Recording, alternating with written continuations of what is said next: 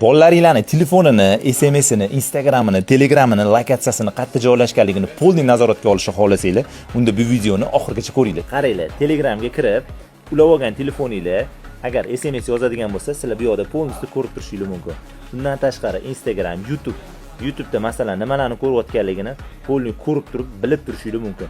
Undan tashqari bu yoqda ko'ryapsizlar, mana screenshot bor. Xohlasanglar shuni screenshot qilib olsanglar bo'ladi. Undan tashqari bu yerda ovozi bor. Ovozini bitta qiladigan bo'lsanglar, eshityapsizlar, polni ovozlarigacha eshitib turishingiz mumkin. Mana shu telefonning kamerasini bu telefondan bemalol kuzatib turibmiz mana. Xohlasak bu yoq tomondan o'tkazamiz mana, frontalni oldi kamerasiga o'tkazdik mana. Mana qaranglar, mana. Ko'ryapmiz mana.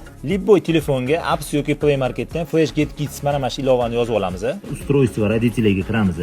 Соглашениyani beramiz va ko'ryapmiz mana QR kod berdi. QR kodni danish kerak bo'lgan telefondan bu yoqdan skanerni qo'yamiz mana.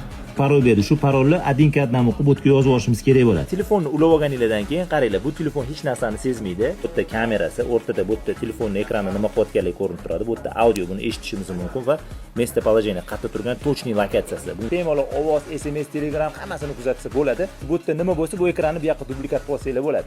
Yaxshilik ishlatsanglar bo'ldi. Hammaga rahmat.